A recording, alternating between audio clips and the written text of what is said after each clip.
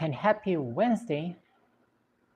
As usual, I'm waiting a few seconds for this thing to get through, because usually it doesn't go on immediately. So welcome everybody. I'm Catherine Corelli, and I'm doing my Wednesday live stream almost 2 hours later than expected. That is because I've allowed myself to sleep for a long time.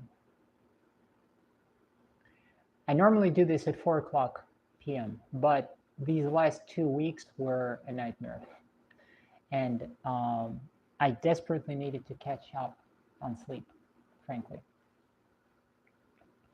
And so today, I woke up, I was in time, and I was ready to go, and I was in time to set up and then go on a live stream. But I felt tempted to just sleep in, so I slept in. And then I continued, and then I saw some more dreams.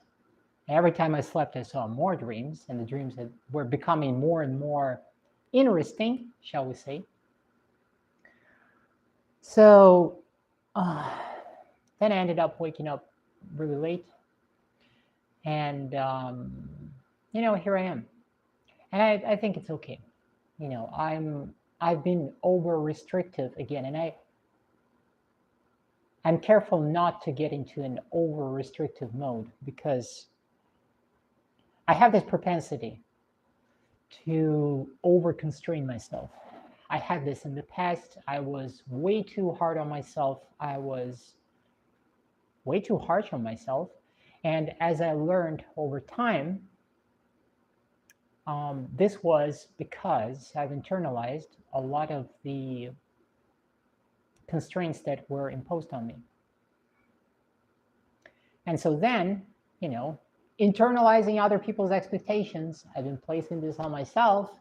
And then I found myself virtually every friggin' winter burning out. So this winter I'm cautious, instead of pushing myself forward, hey, someone is there already, and thank you for the like. Instead of pushing myself too hard this winter, I'm allowing myself, the little simple things, like if I want to sleep, I'm going to sleep in. And that's the reasonable thing to do. After all, I need my brains to function. Because if my brains don't function, then I'm not able to write, then I'm not able to paint, and I'm not able to compose music. And for an artist, not being functional here, I think that's horrible. So I've allowed myself to sleep in. And that's why I'm starting later today, almost at 6 instead of 4. 14 people watching. Thank you guys for showing up. How are you doing? What's up? Handsome the cat says hi. Hi to you. How are you doing? Chirani, but I don't understand what you're saying. Pardon me.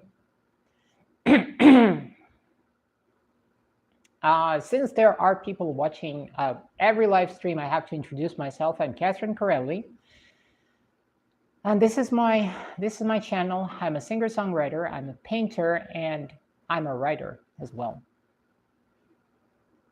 Where are you from? I'm in the United States. I'm in Kentucky, but I'm originally from Russia. I'm Russian. Hi says, yeah, hi to you. Finland. Oh, Finland. Okay, I don't know, how do you say Finland in your native tongue? Pardon me. Beauty said, handsome the cat. Handsome the cat, that's a wonderful handle. I guess you are a huge fan of cats. I actually have some cats too. So feel free to ask me questions. Feel free to check out my channel. As a YouTuber, I have to invite people to check out my content and say, hey, go check out my music, go check out my painting. Maybe you like something. And if you don't like something, that's totally fine, like they say in Russia, я не рубль, чтобы всем нравиться.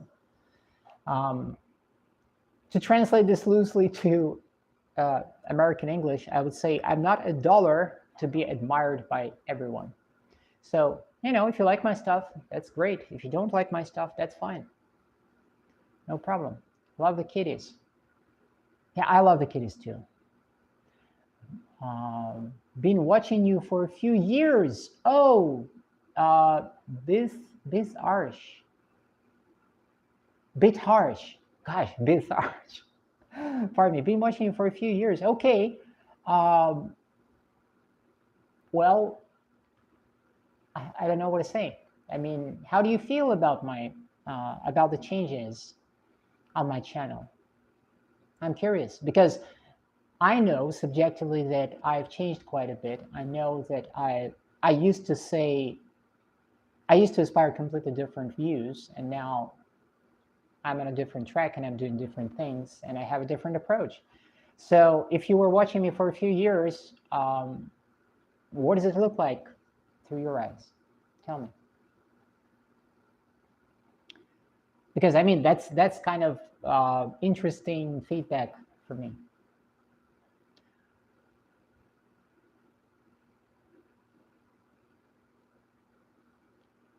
I finished a chapter yesterday. Um, I finished the 5th chapter of my book that I'm working on, and I felt, oh, 88 Amona. I still don't know what's your name, Amona. Your paintings and stories are awesome. Thank you very much. Thank you. I finished a chapter yesterday, and at this point, I've reached. I'm over 100 pages of my first book. It's roughly 50,000 words at this point. I plan to finish the first book by May.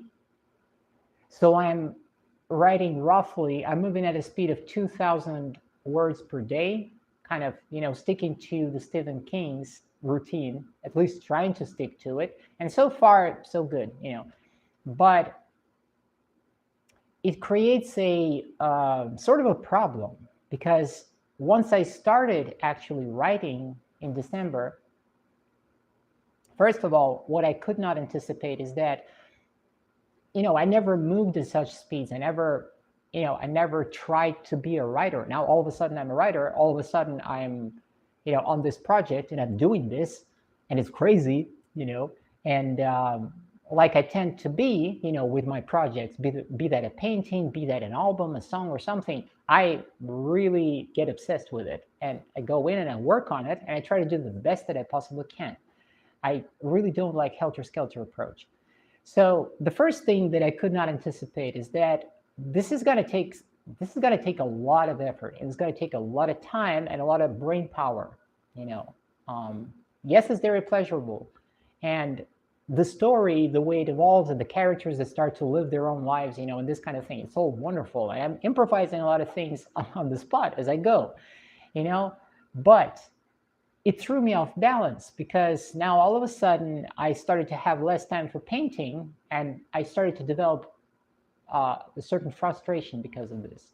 And then, I'm working on the next single for the album, and all of that stalled. But there was this other factor. Remember, guys, I was telling you a few live streams ago that there was some sort of paperwork issue, dragging from my past, from Russia, from Moscow, that had to do with registration, with my name change, because my Russian documents are still not straightened out, and they're not brought in accordance with my American name. So I have these discrepancies, And so in early December, my brother reached out to me and he told me like, oh, there is this lawyer from Russia and she wants to talk to you because there's some family issues having to do with real estate that need to be resolved and all of this and this kind of thing. And it required of me to jump in and start jumping through the hoops to rectify my, paperwork incongruences, which is optional really, because people over there, they can solve it without me.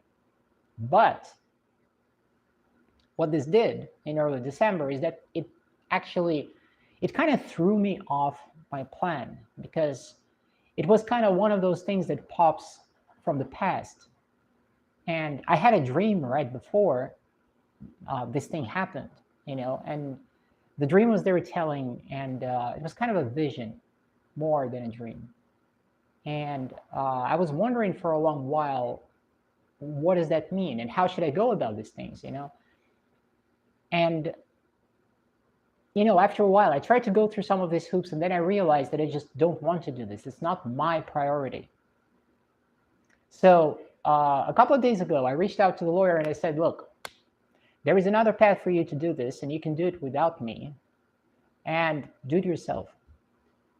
So I decided that that old chapter of my life should stay behind, and that I will address these issues whenever I want, whenever that becomes my priority. But right now, it's not my priority. Right now, in this year, in the beginning of this year, I'm going to pick myself. I'm going to pick my projects. That is my priority. My book, my paintings, my music, my art. This is my priority. And I'm not going to allow anything to throw me off. But when it started happening in December, it threw off my schedule, and I found myself trying desperately to, claw and kind of get my stuff done. But, when you have all of these unrelated things buzzing in your head, nagging, and I hate it, paperwork and, that and that, and you have to go there and you have to do an apostille. And in here, nothing is immediately available. Like if I was in Moscow, it would have been easy because you have notaries all over the freaking place, you have services all over the place. You go to government agencies, they're right there. It's a huge city. Here, you have to travel to freaking Frankfurt for some questions, and it takes time, and it's annoying, and it's, it's not exactly kind of a fun trip, let's put it this way.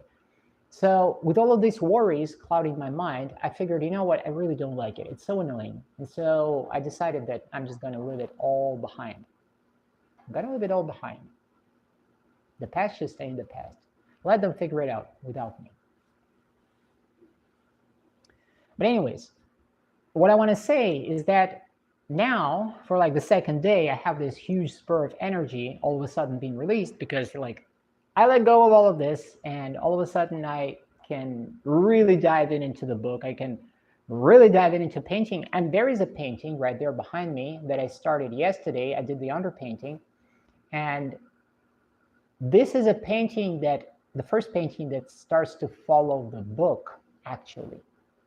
So there is a good chance that I will paint paintings which will be featured as illustrations in the book.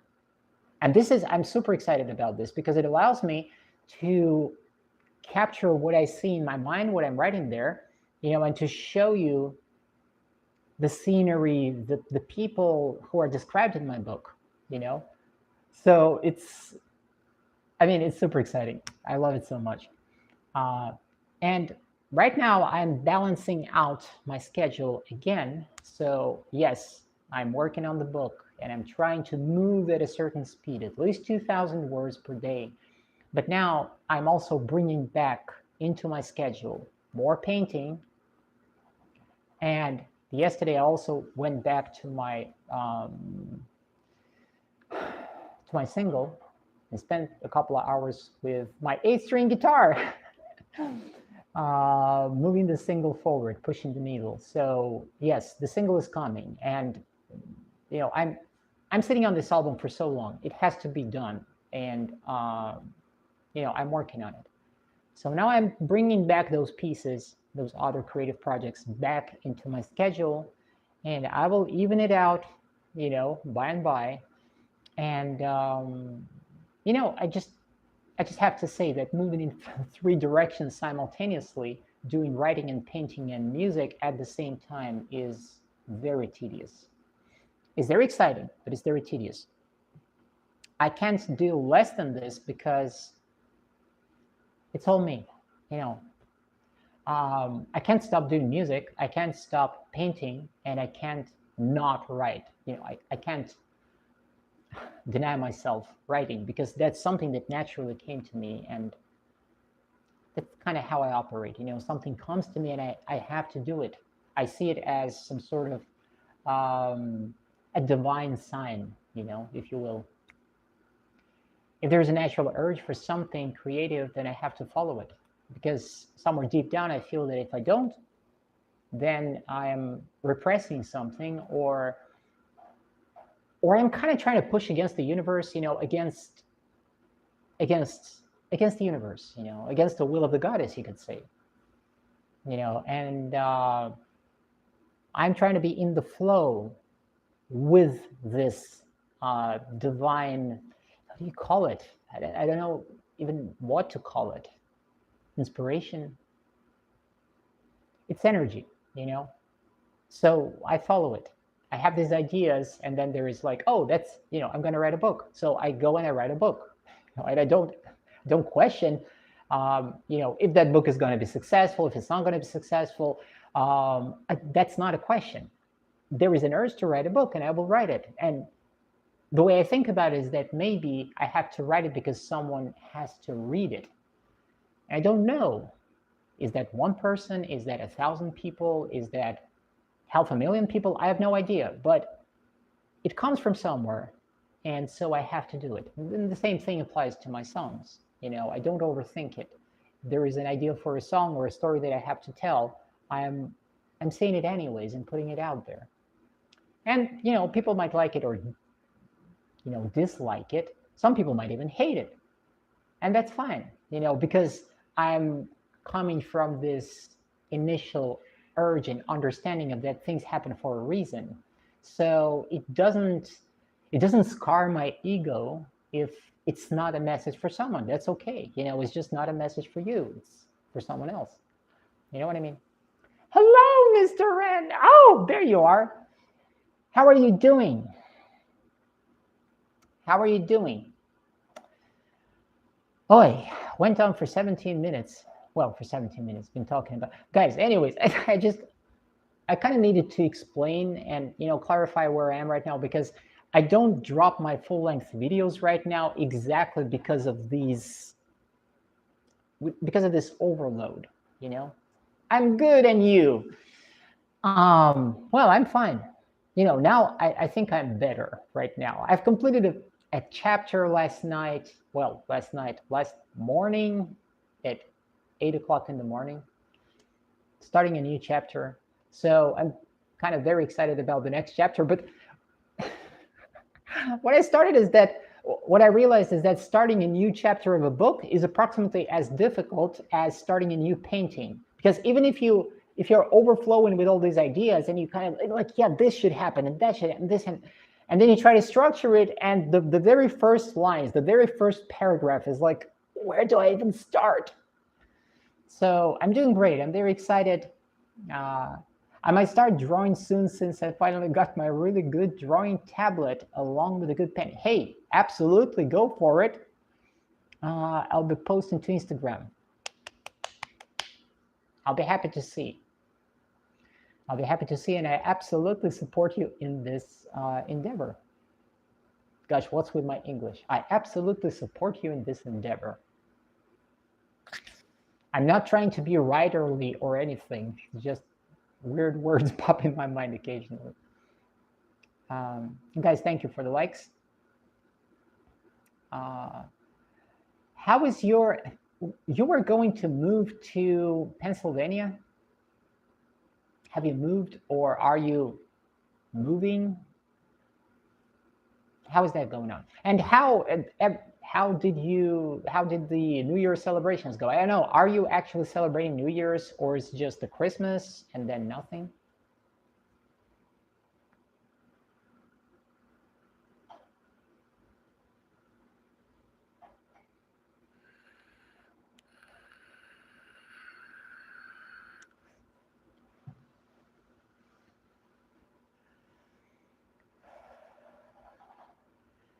Gosh, I gotta say, I watched a video recently about Tilda Swinton.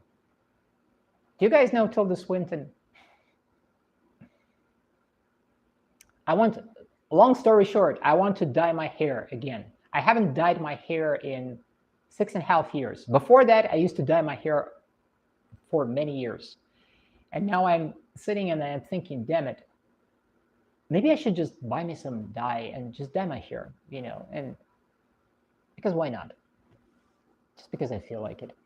I'm still looking for the most part, when it comes to places for Pennsylvania, I'm mostly set on Harrisburg. Now, not familiar. I will definitely dye my hair low. Oh, look up Tilda Swinton. Hey, maybe I'll just repost that video that I watched. It's pretty damn interesting. She's a very interesting character, I gotta tell you, and she's freaking iconic. Seriously, her gender bending stuff, and just the way she played in so many movies, and she's such a character, kind of like David Bowie. I've never been into David Bowie's music. I just never got into it. But David Bowie, um, as a person, ooh, super interesting guy. And Tilda Swinton, I've seen her in movies, and a while ago, and I read some stuff about her. But this video that I watched, that was very exciting. As a person, was always interesting. Yeah, David Bowie is just. I learned about David Bowie back in the day, in the early 2000s, when I got exposed to a band called Placebo. Labyrinth, when I hear David Bowie, I think of the band Placebo. Do you know the band Placebo with Brian Molko? In the early 2000s, the band Placebo, consisting of Brian Molko, who is openly bisexual, he often presented pretty feminine on stage, and generally speaking. I sang a lot of their songs, and I loved this band for a very long time. I still like them to a huge extent. It's kind of a weird blend, because this comes from the same person, me, who was listening to Placebo on one hand, which is kind of, I don't know, European blend of pop rock, alt rock, something like this.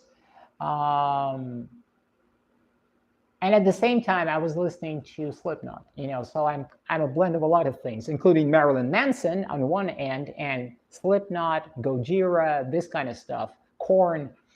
And on the other hand, something like Placebo and Radiohead and this kind of music. Garbage, the band Garbage. I always loved Shirley Manson. I always admired Shirley Manson. Shirley Manson is awesome.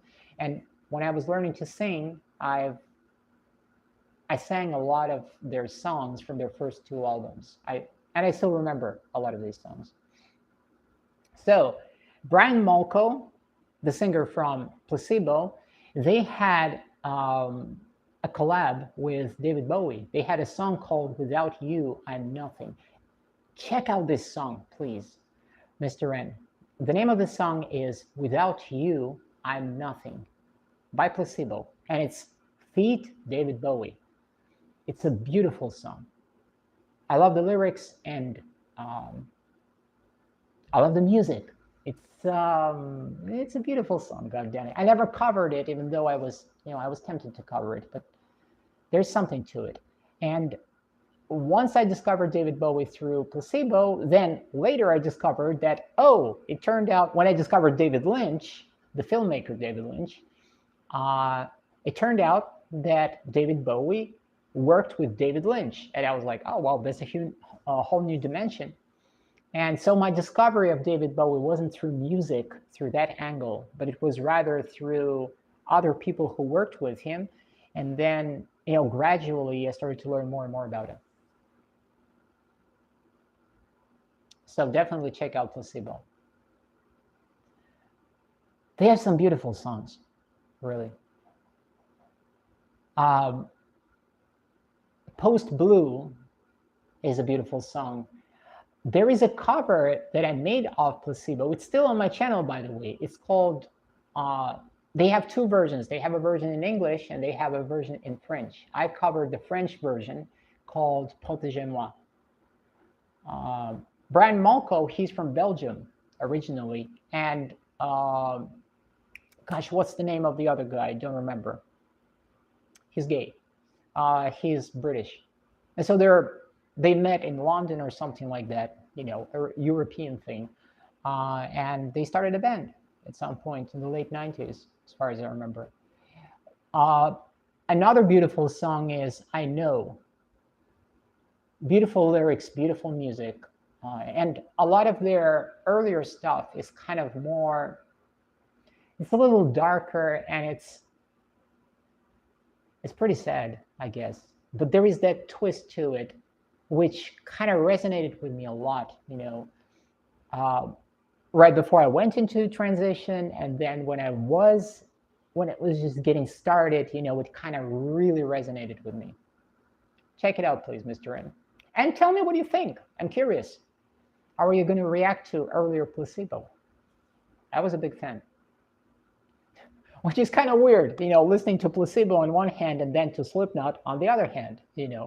Slipknot's self-titled album is one of my most favorite albums. And then the Iowa album, I still listen to it occasionally. And Placebo on the other hand. And I also got to say that I learned something about singing from Brian Molko. Something about it. There is something that I've absorbed from his vocals. Equally from Shirley Manson of Garbage. I'm also listening to a lot of what I call background synthwave electronic music. People like Stevia Sphere, DX, Coco Mitsu, Trevor something.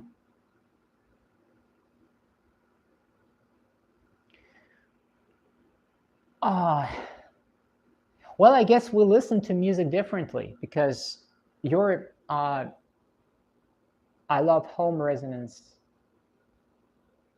as well. Because you're saying I'm also listening to a lot of what I call background synthwave electronic music. And that to me is, I guess there's a difference in perception because I'm reading this and I'm thinking, I'm trying to imagine, I fit the millennial stereotype of really weird and out there role. Maybe, probably. I just realize as I'm reading that I'm completely unable to listen to background music. So every time that I listen to something, it's intentional. I'm completely unable to just have music somewhere in the background because it's distracting. It either distracts me from the music that I hear in my head, or, for example, I always found it difficult to go to restaurants or places where there is music playing because it makes it so difficult for me to focus, to talk to the person. I can't, somewhere in the back of my mind, I have my mind that is analyzing the music. What's going on? Is it annoying? Is that cheesy? What's going on with the vocals? Is it mixed well? This kind of thing. And a lot of the music in cheaper places, of course, is slop, frankly. Like my husband, he works at this restaurant, Kettleman's Roadhouse, and he's just wearing earbuds all day long and listening to something because otherwise it's just this country pop, country rock, whatever, which is just the same slop over and over and over and over again. And to me, it's something that I can't imagine how can you go to a place like this and relax, because to me, it's annoying, crazily annoying. If there is that playing all the time, it's exhausting, I see it more as complementary to my workflow. I really, really like stuff that's more upbeat or really chill. Well, I get it. I mean, you have your own workflow. You do it this way. I used to, way back 20 years ago, when I was writing my first book, I used to listen to a compilation of various music and while I was writing. But I was writing in Russian and listening to the music, which was mostly in English, and some of it in German, like Rammstein, for example, I had there. So that was fine. Nowadays, I guess I changed or something, and now it doesn't fit as well. If it's something lyrical, then it has to resonate with me as a person. Neck Deep's Low Life and Gold Steps are my favorites. I've got to look him up, actually. Check out what's that.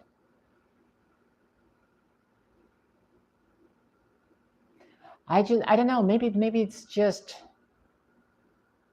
I don't know. It kind of depends, I guess. And here's the thing. My brother, well, all of my brothers are musicians, but there is this one brother that I started to talk to. He reached out to me in early December with all of these Russia-related questions, and we finally started to communicate. First time ever, actually, to communicate as people, which is a wonderful thing. One good thing that came out of it. He's a musician. He's sending me some songs that he's like, oh, listen to this, listen to that, and blah, blah, blah. And I'm sending him some stuff back of mine, and we're very different. We're extremely different in music. And sometimes I feel overwhelmed. I'm like, Mike, I can't listen to it right now. I can't absorb anymore because I'm thinking about something else. It doesn't vibe with me right now. I can't, but there used to be a time while I was living in the big city, up until literally the day that I moved here,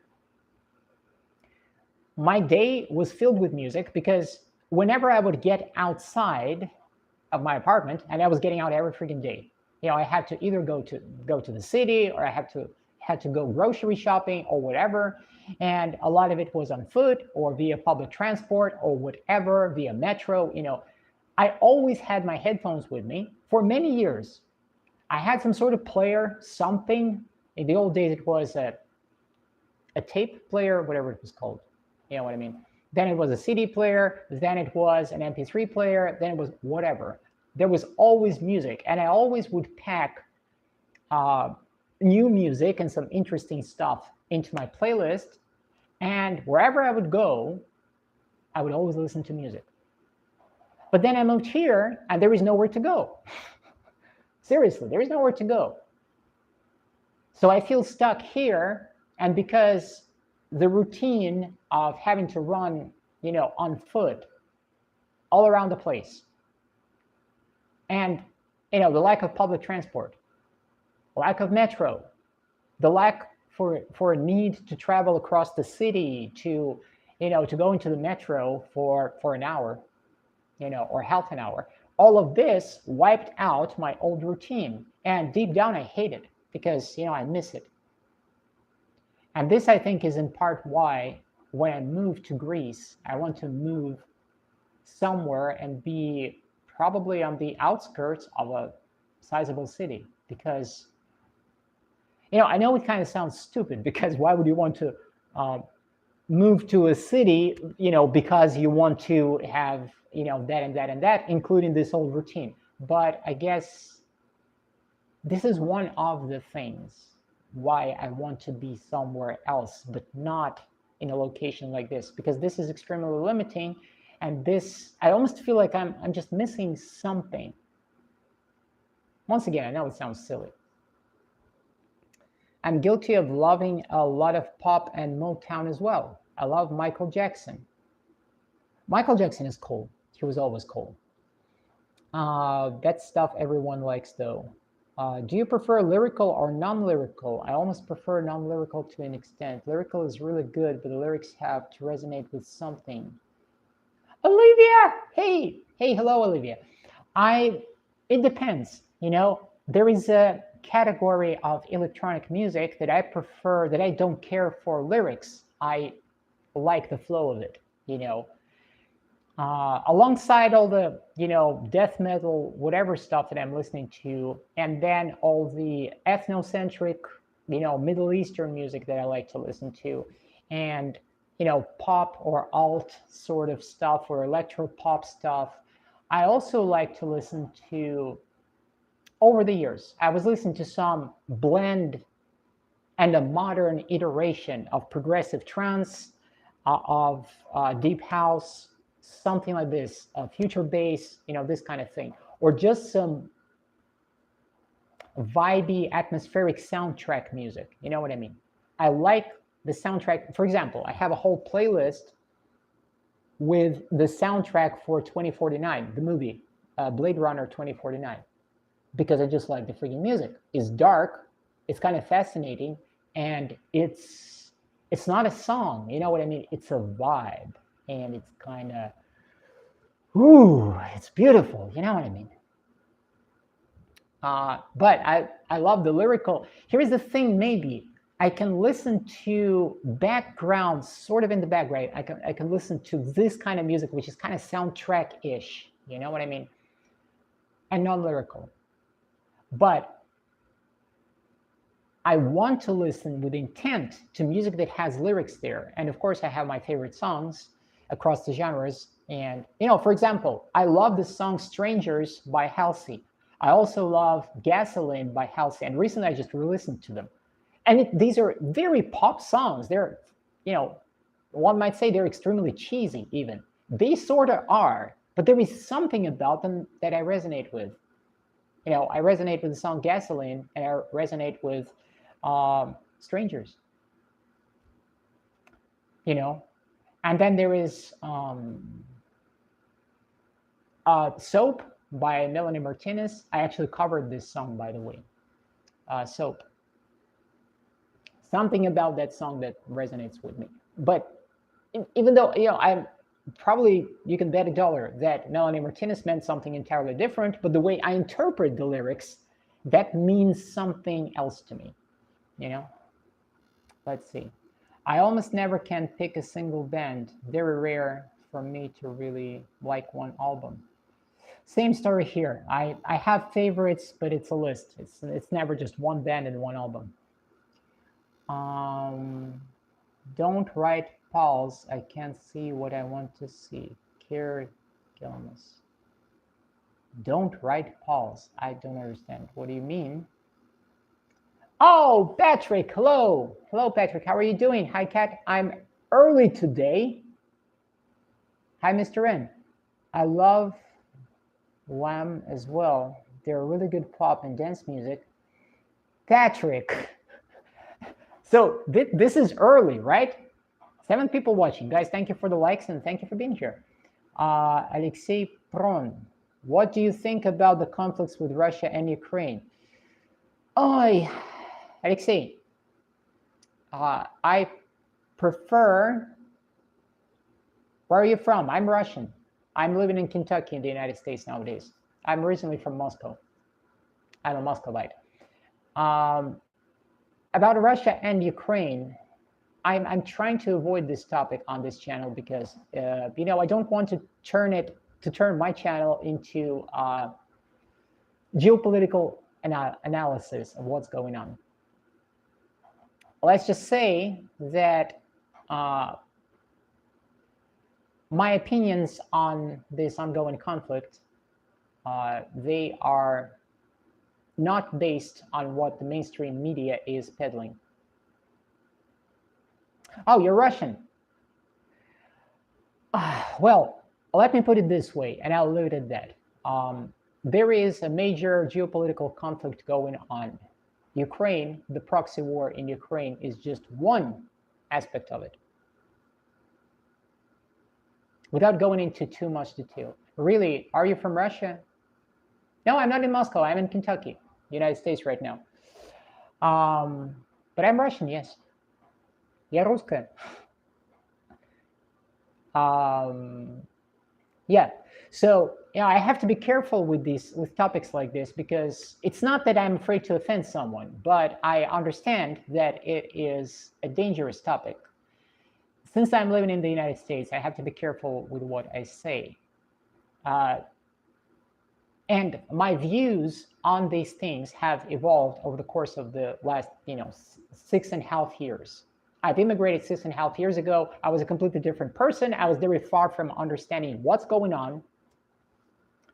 I've been to Kiev in 2013, in fall 2013, and in January 2014, right before all hell broke loose. I was working at a studio there, working on an album for a client of mine. And I just left Kiev on a train, and it all started happening. I lost my friends, my Ukrainian friends, the musicians that I worked with. They're gone. I lost them over this conflict. I lost my Russian friends, some of my Russian friends, over this conflict. Some of the people I knew are gone. They're dead. So naturally, I was pushed to learn more about what's going on because I kept losing people. And when I started to discover the naked, bare, ugly truth about all of this, I was repulsed. I was disgusted. And it turned out that I didn't know so much. And I still don't know a lot. But there are things that I discovered that now give me a framework, that give me the understanding of the scope of everything that's going on. But I can't talk about it openly on YouTube because I will be deplatformed, I will be banned. It's not about me, being afraid to, being worried about hurting someone's feelings. I'm not afraid to hurt someone's feelings. But people who spoke up, people who were telling the truth about this, they're all getting deplatformed on YouTube. That's just how it is. There is a certain mainstream agenda. There is a mainstream narrative that is being pushed by the current administration and by the previous administration as well in the United States. And, they are not interested in truth seekers or people who are asking genuine questions about the complexities of this conflict. War sucks. Yes, it sucks. Mr. N, that's so sad. I'm so sorry about that. It is sad, yes. And thank you. Can you give a hint? Well, like I said, it's a broader geopolitical conflict that started not in the year 2022 and not even in 2014. Frankly, it goes way back. It has to do with the expansion of NATO. It has to do with conflicting interests in Eastern Europe. It's about major shifts. It's about the United States and the collective West trying to retain its hegemony, its power grip on the world. That's what it is. And it's about, in the bigger picture, it's about the rest of the world wanting to free itself from the old, from the shackles of imperial powers. That's what it is all about. In the bigger picture, that's what's going on. Ukraine is just a piece in this big game. Another piece in this game is Palestine, the Middle East, African countries, Sudan, for example, Iran, China, the US. All of these things, they're pieces of the bigger picture. So it's not just about Ukraine and whatever happened in 2022. Actually, the proxy war in Ukraine started earlier, in 2014, with the killing of Ukrainian civilians by the Ukrainian government, by the Ukrainian extremists. The attacks on the Donbass region, they started in 2014. The killing of civilian people, the shelling, the bombing, these things, by the Ukrainian government, mind you. And all of it led up to the events of 2022. There is a bigger picture here, and I'm telling you, it's ugly. Yes, Latin America also, the Arctic, yes. Trump going into Venezuela and snatching Nicolas Maduro, that's part of this big picture. Going into Trump with all of his statements, making all of these things, talking about Greenland and how important that is, to the United States, whatever. This is still part of this big picture. This is still the United States trying to retain its hegemonic colonial grip at least on the Western Hemisphere. That's what they're trying to do. And everybody who gets in the way, you see what I mean? Lydia, can you prove it? Lydia, do your research. I'm not going to sit here and try to prove obvious things. Go listen to people who are a lot more knowledgeable than me. Go listen to Jeffrey Sachs. Go listen to Scott Ritter. Go listen to Danny Haiphong. You want some geopolitical analysis? Go listen to that. Open your mind to the truths of what world we're living in. I am an artist. I've been asked a question. I've presented an expansive perspective on what's going on, but I'm not an analyst. It's not my job to sit here and educate people on these things, frankly. Why did Russia offer to help the US to take over Greenland, though? Frankly, Mr. N, I didn't hear anything about Russia offering help. I have to look into this. I don't know. Olivia says, yep, fuck Russia and talking about it. Well, Alexei, I'm sorry. I'm telling you what I know. You might have personal feelings about this. I understand this. I really understand this. And there are things that I don't agree with when it comes to the Russian state and the actions of the Russian state. Hey, hello, I'm a trans woman from Russia. There is a lot of things that I don't like. And it was very difficult for me to accept certain truths as a person who was enamored with a vision of the free West, of the free civilized world. Those pink glasses on my eyes had been shattered. And it was very painful for me. And now, here I am. Not a huge fan of any government, got to tell you, but I understand that, people in countries and their governments, it's not exactly the same thing. And everything is a little bit more complex than it looks. Just saying. But, to each their own. Neil that says, thank you, Olivia. We won't let him do it in Europe. I hope. But Lydia, you saw what happened in Venezuela. The American establishment, they feel emboldened and they feel entitled to certain things. And frankly, this is not just the US establishment. This is the Western establishment. They have their behind the curtain deals with one another. They decide on the fates of their people, not to the benefit of their people, not to the benefit of Westerners, not to the benefit of Americans, not to the benefit of Mexicans or the French or the Brits or the Germans or Italians, whatever. The elites don't care.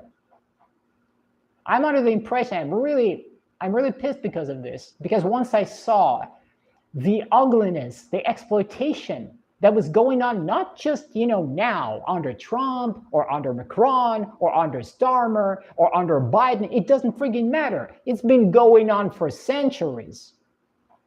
The exploitation. Once I started to wrap my head around that, I realized that whatever is being told to us by these elites who have been up there in power for generations, it's all a lie. We're supposed to eat it up, swallow it, and live with this and slave our lives away. Become slaves to the system, become slaves to this machine, to voluntarily give our lives away, our souls away to it. But it's all a lie. So what I'm trying to do as an artist and as a human being, I'm trying to peel the curtain. I'm trying to look behind it and see what's going on there. It's scary, but I'm drawn to pursue the truth. Not because of a political affiliation. Hell, I'm politically homeless. I don't have a political affiliation. It's just me, Catherine Corelli, all by myself. All by myself. And that's where I am nowadays.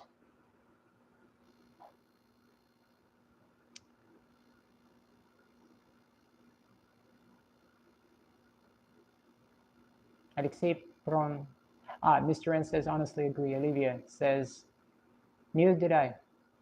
I mean, not hate for Russia. I mean, just talking about the conflict. Talking about the conflict, yes. I know a lot of people are looking at a surface level of things. Yes, guys, all wars are ugly. All wars are ugly. I mean, you gotta be a freaking psychopath to cheer on this and to enjoy it as a show. I've absorbed a lot of ugly footage, war footage from this conflict in Ukraine, equally from Gaza. It's shocking.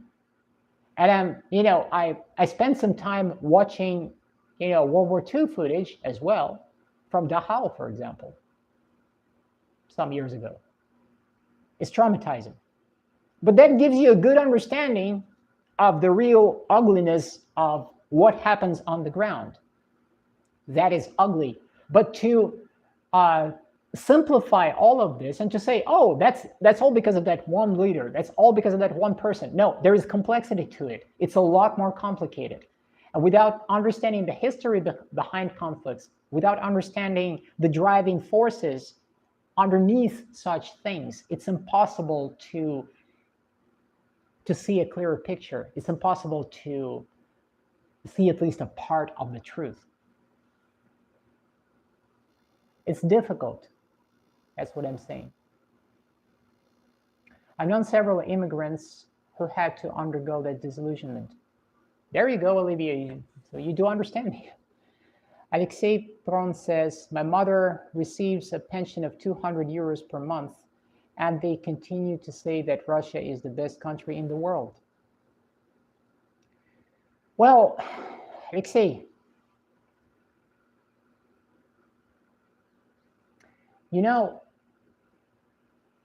I'm not receiving a pension of 200 euros in Russia. And I suffered quite a lot in Russia, not because Russia is bad, but because, in every country there are circumstances. Every country is different. There are a certain set of circumstances that you can't get around. There's a certain culture. And when you don't exactly fit, you are going to suffer.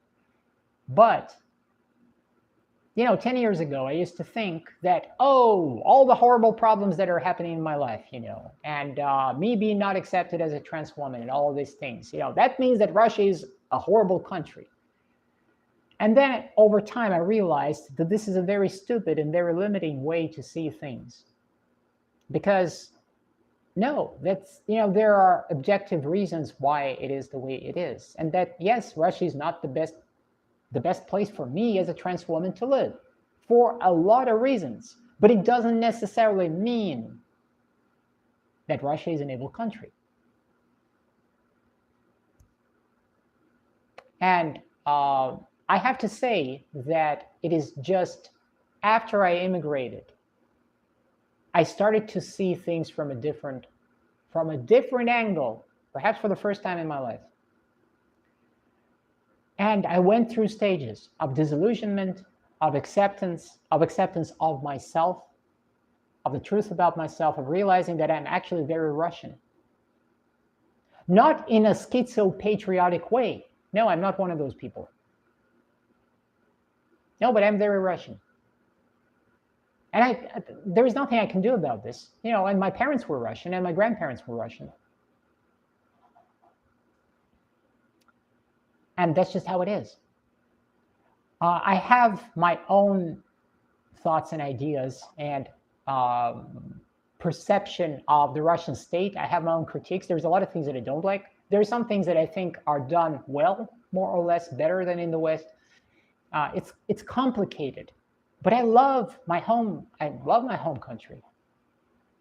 I have friends there. I have family there. I miss them. My youth was spent in my hometown of Moscow. And to me, Moscow was going to be forever the best city in the world, regardless, no matter where I go, no matter what language I speak, because that's my hometown. That's just what it is. And that's normal. So I don't know, Alexei, I don't know. Your mother receives a pension of 200 euros. It's not just about 200 euros. It's about other things too. I suffered a lot in Russia. In Moscow, it was a very tough life, and I had to survive in the big city and not doing anything illegal, frankly. It was very tough. And it's a love-hate relationship, but I do love my hometown. You know what I mean? Using lethal violence as a means of discussion is primitive and unnecessary in all ways. Yes, I agree, Patrick, it is. It is. There was absolutely no need for the Kiev regime to start shedding the blood of civilians in the year 2014, right after the American-backed Maidan revolution. Yeah, assisted by Victoria Nuland. There was absolutely no need for this. Everything could have been resolved peacefully. I absolutely agree. There was no need for innocent people to die. There was no need for the special military operation to drag on for 4 frigging years. Because it's not just that Russians are dying, Ukrainians are dying too. People in eastern Ukraine are dying. Just like there is absolutely no frigging need for the ongoing genocide in Palestine. But there are forces who would love to shred as many people into oblivion as possible. There are big corporations that are behind this, that have already decided the fate of the land and its resources and whatever. They've already made their deals. It's ugly. It's ugly.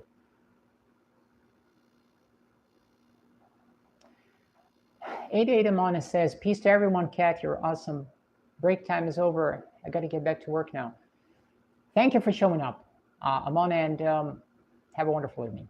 Mr. Ren says, honestly, seeing the horrible gore footage people just casually posted to Twitter during the conflict made me want to be a more compassionate human being. That was so hard. Yes, it's traumatizing. I stopped watching it at some point because I realized that I am traumatizing myself way too much, because it added up on top of whatever traumas I was carrying already and the things that I've seen in real life. And a couple of winters ago, I entered a horrible depression. I just couldn't get out of it because, I spent every night I was going to bed and I was just crying because it was just too frigging much. So I had to stop because I observed too much. The thing that I realized that I don't like when people, and there is a lot of this going on social media, a lot of people trivialize this. I don't like it when people trivialize war footage, when they're like reposting something, in a casual way and make it or watch it like it's a frigging TV show. It's not a TV show. These are real people who are shredded to pieces. Those are real people who died right there. It's not funny.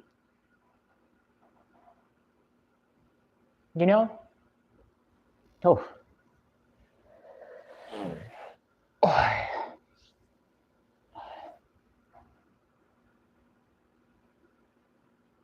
Pardon me. It's difficult.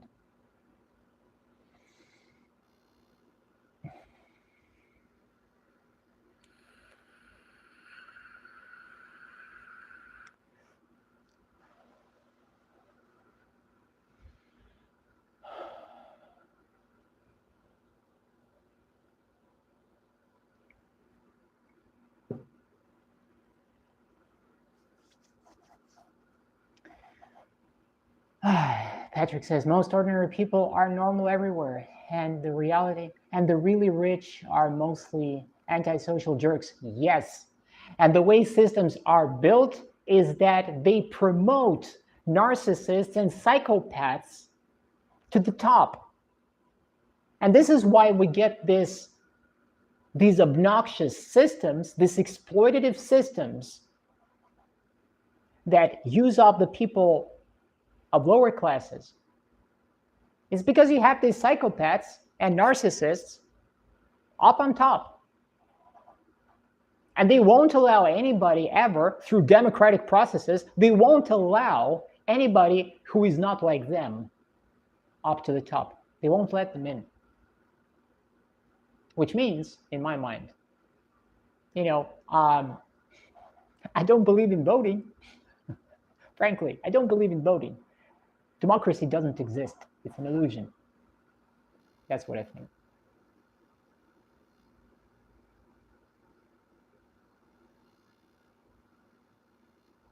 Pardon me, guys. Some things are... Yes, ma'am, you're so right. It's all of these things about, war and these conflicts. It's hard for me not to get emotional about this.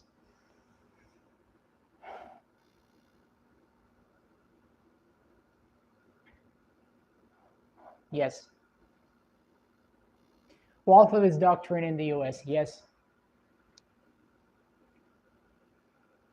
I've seen the depths of human violence against my will, and it was truly horrifying. People can be downright evil, yes. And there is real evil in this world. That's what naive people don't understand. They don't understand that there is real evil, that some of these people who are making these decisions, they are psychopathic. And this is not a euphemism. This is a clinical truth. Some of these people, the decision makers who happen to be in the position of power, they are psychopaths. They literally just don't care if tens of thousands of people are going to die. They have no compassion. They have no capacity for empathy. It's scary when you think about it. You know what I mean? People can be downright evil. That's the reality of it. Let's change the subject. What kind of pictures are you planning to take? And Patrick says paint. Well, behind me right there, yes, let's change the topic. It's kind of difficult for me emotionally right now. This oil painting that I started is just an underpainting. This is the first painting that actually follows my book because I'm planning to finish the first book of my series by May.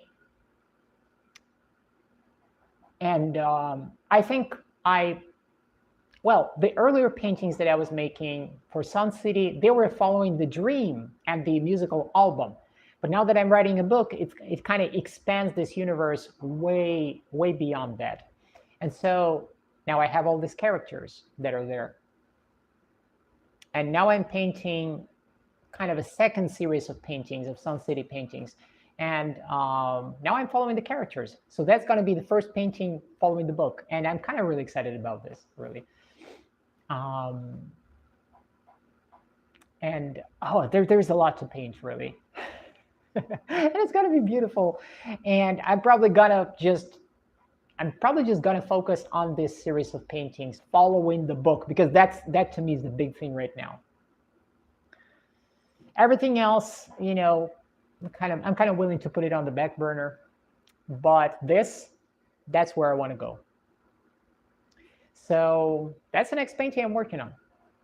And I just finished the 5th chapter of my book, the 5th. And today I'm going to be diving into the 6th one. And I'm starting it out, the very first paragraphs, the very first scene is kind of so wholesome, and it's so sunny, and it's April.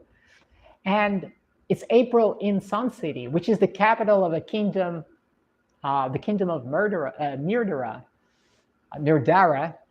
That's probably the right way to pronounce it, Myrdara, the kingdom of Myrdara. And the Sun City is its capital. And it's nested on the coast of the Sea of Mir. It's a bustling, beautiful city, and there's a lot of bazaars and a lot of merchants and caravans that are flowing in and out. And it's a multicultural city. And It's a very southern city. Think of a bustling city in the real world, like ancient Alexandria, for example. The Middle East, the Mediterranean, this sort of flavor. So yeah, so finally more snapshots straight from the story. Yes, I will actually post a few more screenshots to my community tab and just share some of the story so that you can read some.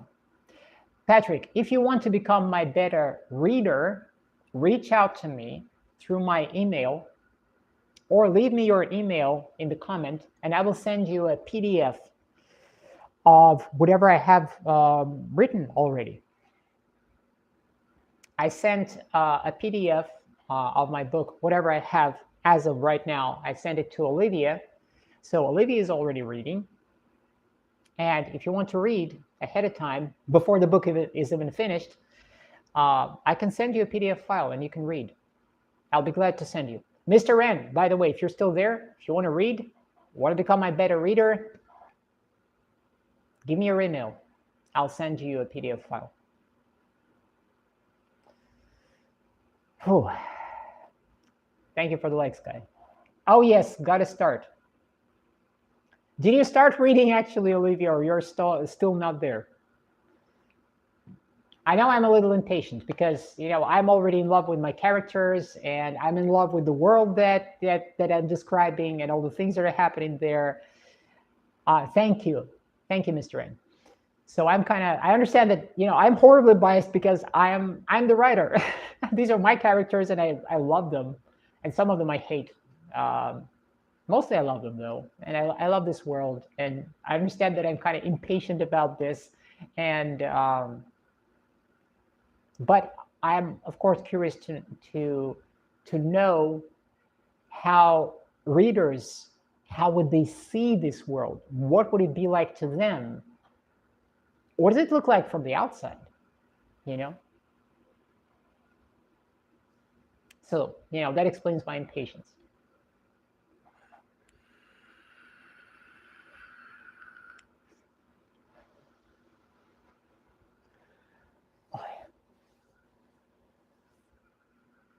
Yeah, I think I'm back to normal.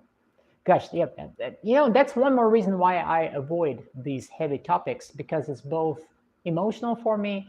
It hits home, and it's just difficult. Maybe, and guys, I don't mean this from a place of arrogance or like intellectual arrogance. It just happens so that I've learned about a lot of things that I normally would not have known about. All of my life, until I moved here, I was this very artistic person living in a completely different world, completely unaware of all of these big things that were happening around me. I was living in a little bubble. I was very, very much just into art, music, mostly writing songs and living my experiences, transforming and all these things. And then all this bubble just exploded. And unfortunately, or fortunately, I don't know, whichever way one can see it, I got exposed to a lot of things that I never wanted to know. So now maybe I know a little too much. And some things are very difficult for me to talk about. But they're also difficult for me to explain because they're so huge and there are so many layers to it, But at the same time, it's not my calling to sit here and, pontificate about certain things or to try to, there are other people who are doing this work. Wonderful people, wonderful channels who explain things. I can only hope to express these things through my art and to kind of, to transform this knowledge, to synthesize this knowledge that I've acquired into something more wholesome and more positive without making it a doom and gloom thing or without making it too I don't know what word am I looking for, but you get it. I'm off to dinner, says Olivia.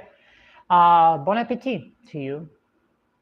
Very gladly. I'll message it on Instagram. Okay, excellent. You can create the most amazing mosaics from many different stories. Yes, that's true. At least I'm trying to. Guys, I think I should be wrapping this up too. I have to go. At this point, it's late. Thank you very much for being with me, Patrick, Olivia, Mr. N. I'm super happy to see you here. Thank you for sticking with me. And